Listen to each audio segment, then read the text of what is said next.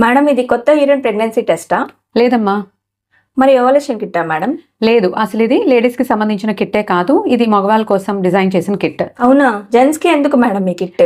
ఇది home sperm count kit test. అంటే ఇంట్లోనే వీర్య కణాలను టెస్ట్ చేసుకోవచ్చా మేడం? ఎలా మేడం? ఈ కిట్ లో అయితే మనకు ఒక కంటైనర్ వస్తుంది and test card and one syringe and ఒక బఫర్ లిక్విడ్ వస్తుంది. ఫస్ట్ అయితే ఈ కంటైనర్ లో సెమెన్ ని కలెక్ట్ చేసుకోవాలి. ఈ సెమెన్ కలెక్షన్ కి ముందు వైఫ్ అండ్ హస్బెండ్ కలిసి ఒక 3 to 7 days గ్యాప్ అయితే ఉండాలి. ఈ సెమెన్ ని కలెక్ట్ చేసిన తర్వాత బాటిల్ ని కొంచెం షేక్ చేసి ఒక హాఫ్ అన్ అవర్ పక్కన పెట్టేయాలి. After half an hour semen liquefy అయిన తర్వాత ఈ సిరెంజ్ తో 0.1 ml లిక్విడ్ అనేది తీసుకోవాలి. తీసుకున్న తర్వాత ఈ లిక్విడ్ ని ఈ బఫర్ సొల్యూషన్ లోకి ట్రాన్స్ఫర్ చేయాలి. ఈ బఫర్ బాటిల్ ని ఒక 3 to 5 times ఇట్లా షేక్ చేయాలి. షేక్ చేసిన తర్వాత 2 drops ఈ వెల్ లో వేయాల్సి వస్తుంది. ఆఫ్టర్ 5 minutes ఈ టెస్ట్ ని రీడ్ చేయాలి.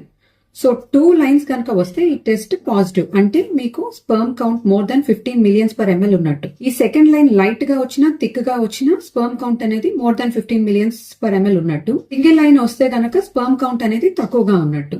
కొన్ని కిట్స్ లో అయితే గనక ఒక కంటైనర్, ఒక పిపెట్ అండ్ టెస్ట్ కార్డ్ వస్తుంది. అందులో అయితే కంటైనర్ నుంచి లిక్విఫై అయిన తర్వాత లిక్విడ్ ని తీసుకొని వెల్లో డైరెక్ట్ గా వేయటమే జరుగుతుంది. మరి టెస్ట్ ఇంట్లో చేసుకుంటే ఇంకా మరి ల్యాబ్ లో అనాలిసిస్ చేసుకునే అవసరం లేదా?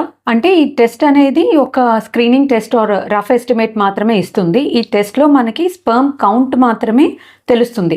బట్ సెమెన్ అనాలిసిస్ లో మనకి other parameters like sperm motility తెలుస్తుంది అండ్ స్పెర్మ్ మార్ఫాలజీ తెలుస్తుంది. ఇంకా అదర్ పారామీటర్స్ కూడా మనం స్టడీ చేయడం జరుగుతుంది. సో ఈ test kit it cannot replace semen analysis. But ఎవరైతే కొంతమంది హాస్పిటల్కి వచ్చి శాంపిల్ ఇవ్వడానికి భయపడతారో, కొంచెం ఇష్టపడరు, అలాంటి వాళ్ళు ఒకసారి ఒక స్క్రీనింగ్ లాగా ఇంట్లో టెస్ట్ చేసుకోవడానికి అయితే ఇది ఉపయోగపడుతుంది. మేడం ఈ టెస్ట్ చేసుకున్న తర్వాత మరి డాక్టర్ గారిని ఎప్పుడు మీట్ అవ్వాలి?